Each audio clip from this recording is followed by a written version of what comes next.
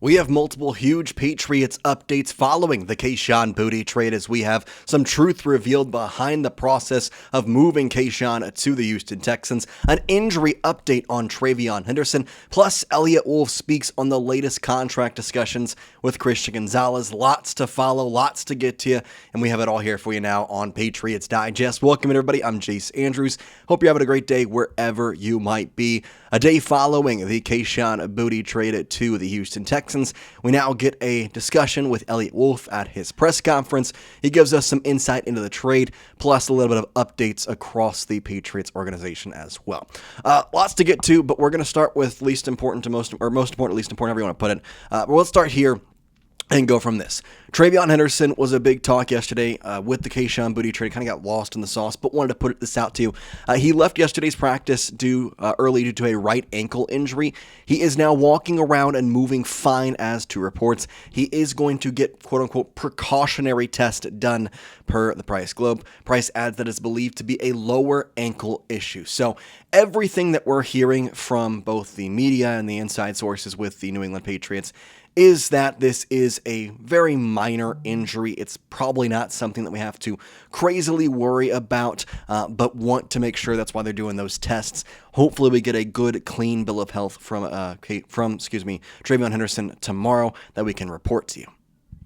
So that was kind of the big thing that we learned earlier this morning from Eliot Wolf and from other insiders as well. But he also talked about Christian Gonzalez, and I feel like this is something that we all want to hear. Now, he is confident that a deal, this is some bad wording in my opinion, but Patriots GM Eliot Wolf is confident he will get a deal done with Christian Gonzalez. It's not exactly what he said.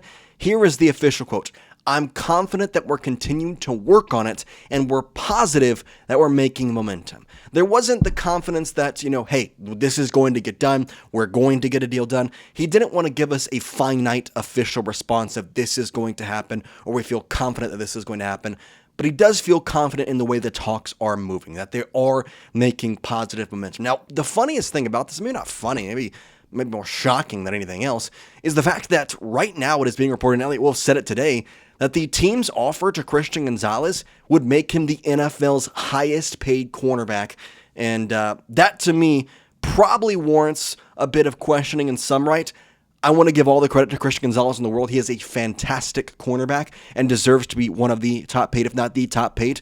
So that's there. But if he is getting a contract that is worth more than what the top one is, which again was his agents doing, getting Devin Witherspoon the deal done just a couple of weeks ago now at $33 million per year, what exactly could we expect from what this offer is for Christian Gonzalez? Now, the only thing that I could see is that maybe there's less years added onto it. Maybe it's a 3-year contract. Why would the Patriots do this, you ask? I think there might be an answer or two in there, but it's maybe not a great one. The first thing I can think of is that there is ever so slightly a bit of injury history with Christian Gonzalez. Now, again, I'm not trying to say that this in any way should limit the Patriots or limit the Patriots into offering Christian Gonzalez what he deserves. I'm just trying to give out what the possibilities are for what the issues could be in this contract talks if what we're hearing is true, that he has the highest paid NFL salary for a quarterback in front of him, and yet the deal is not done. So that's one potential possibility. Is maybe the years aren't the same. Maybe the guaranteed money is not as up there as it is for Witherspoon. Because, again, when we get these quotes from these GMs, like, we're going to make him the highest paid player.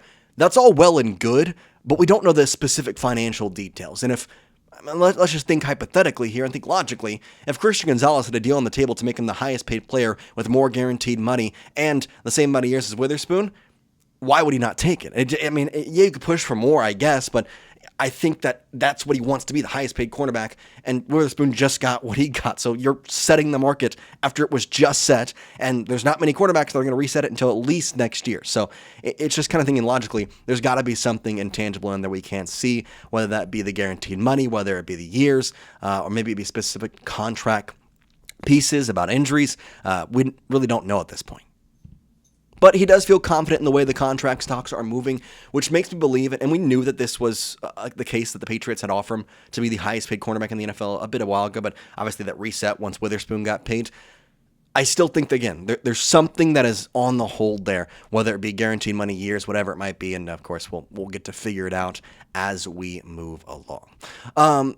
I do want to go to the Kayshon Boutte trade here because it obviously is a huge part of what the Patriots are doing moving forward. And Jalen Reed was the guy that they acquired back. And there was a lot of questions surrounding, did they need the safety? Obviously, Reed is a great player and they have him now for 3 years under contract. But was it worth it when you're giving up a potential guy that can go out there and compete and be a game changer on the field for what is a former 6th-round pick last year and a 7th-round pick added onto it? So here's what we have. This is from Carlos Lopez. Eliot Wolf says the Patriots had quote-unquote different conversations with different teams, meaning they talked to other people about Kayshon Boutte, but the opportunity to acquire safety Jalen Reed is what ultimately led them to make the deal with the Texans. So this very clearly puts it out there.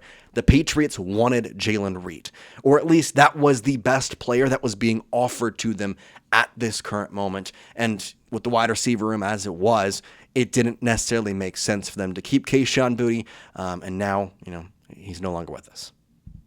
So, what was the full quote? Let's go to that now, not waste any of your time. So here we'll start with this. There were some different conversations with different teams throughout the league. And again, the opportunity to acquire Jalen Reed for a player that Houston wanted is something that we decided to pull the trigger on. He continued on talking about Reed, saying, we'll have to see where he plays. That's kind of up to him at this point. Coming in, learning the system, he's supposed to be really smart, so we'll see if our reports on that are true.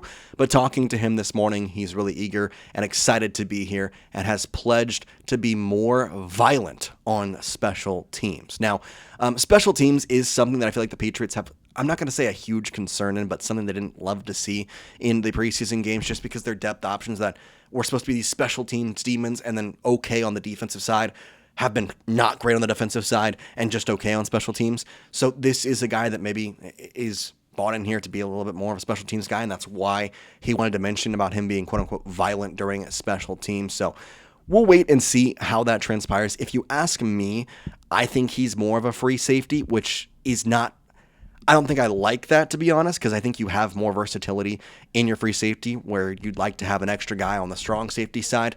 But that's not saying that Brennan Schooler could easily go into that strong safety position. There's a lot of things you could do. But overall, I'm getting more clear on the trade for Jalen Reed. That was the guy they wanted. It was a guy they really liked. And if you want to just, clear it over your head here, the biggest reason they made this trade was because Kayshon Boutte did not fit in the wide receiver room, and they wanted to do right by him and get him more snaps so that he can get a big contract after this season. Now, I do want to follow up with this one final thing, talking about Christian Gonzalez and a couple different things. Obviously, with Drake Maye being a potential extension candidate next year, that is something that is now being rumored to be affecting the Christian Gonzalez contract talks. Now, here is the quote from Eliot Wolf on whether or not Drake Maye's extension next season will factor into this one, saying, quote, it's about a cash budget and things like that. So we're very aware of timing of these things, and we're cognizant of having a plan for that. This, to me, very much sounds like Drake Maye is our number one priority. We love Christian Gonzalez, but Drake Maye is the guy. We're paying him as much as we need to pay him to immediately get that contract done, and we're trying to give ourselves financial flexibility. And I'm not here to be this evil demon talking about Christian Gonzalez. I think he is the best cornerback in the NFL. But there are statistics that put him into a lower category in some rights. Now, I'm not trying to dog him. I love Christian Gonzalez. He's great. I can understand the Patriots maybe a little bit pressure of letting that guaranteed money be sliding down, letting those years be sliding down, figuring out maneuvering with that contract to be a really, really, really finite amount for the first 2 years and then bump up the next 2 years, or bumped this year and then finite after this because of the Drake Maye extension. There's financial discrepancies in figuring out what the best way is. The Patriots have a lot of money, but you've got to figure out what the cap space. So we'll see what ultimately happens with all that. As of right now, obviously, we're still waiting on what this team is going to, figure out and do in that light and kind of go from there. But we'll keep you updated with all we know in this upcoming, a couple weeks. And obviously we have roster cuts coming up in this upcoming weekend. So lots to cover, lots to get down. We'll have it for you here today and for the next week on Patriots Digest. We appreciate it. Peace out.